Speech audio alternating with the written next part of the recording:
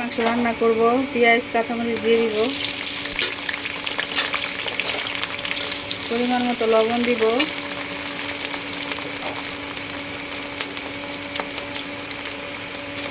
এটা ভাজা ভাজা করবো। এখন পরিমাণ মতো আদা বাটা দিব,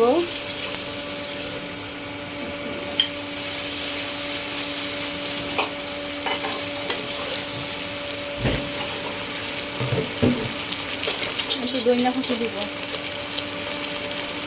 সাদা করে রান্না করবো মাংস।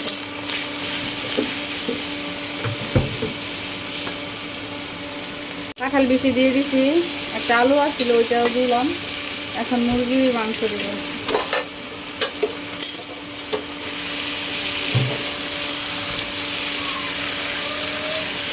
দেশি মুরগির রেজালা